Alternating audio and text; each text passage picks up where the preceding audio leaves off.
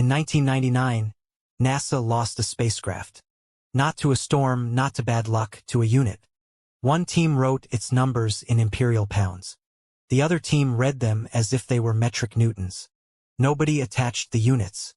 And $327 million quietly burned up in the sky above Mars. Here's the thing. One team's software handed over a thrust value in pound-force seconds. The other team's software read that exact same number as Newton seconds. Same digits. Different yardstick. Off by a factor of 4.45.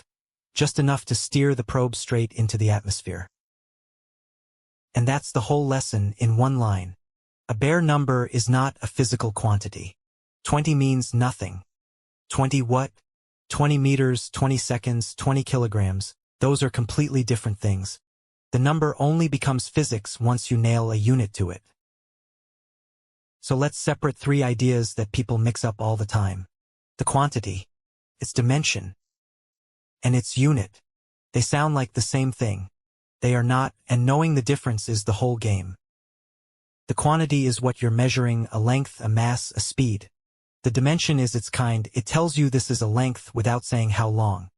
And the unit is the yardstick, the agreed-upon stick you count copies of. Kind versus how you measure it versus how many.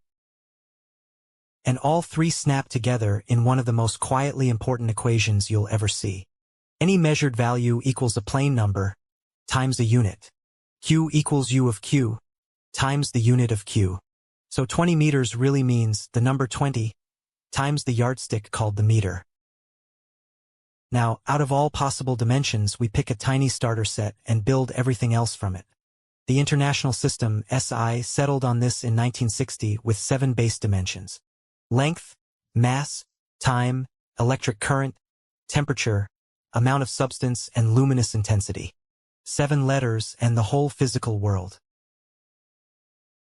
But for all of mechanics, you only need the first 3. Mass, length, and time. M, L, and T. Think of them like the axes of a space, a basis. Every mechanical quantity is just some combination of these 3, and none of them can be built out of the others. And here's the beautiful part. Everything else is a recipe made of just these 3. Multiply dimensions and the exponents just add.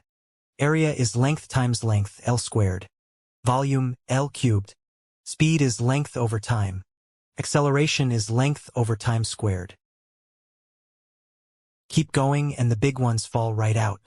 Force is mass times acceleration, mass, length over time squared.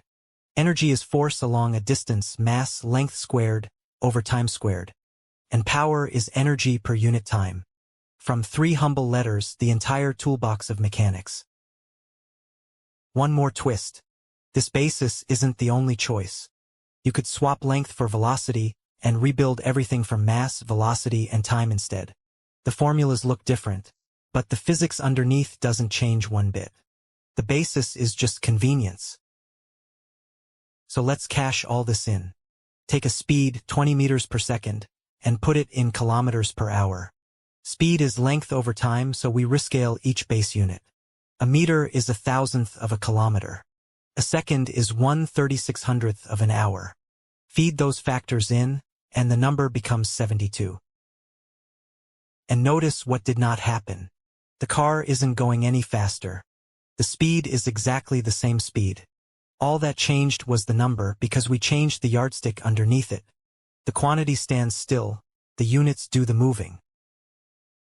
So that's the quiet foundation under all of physics. A quantity is a number and a unit welded together, never one without the other. Get the dimensions right and the units guard your every step. Get them wrong, and you lose a spacecraft. Attach the unit. Always.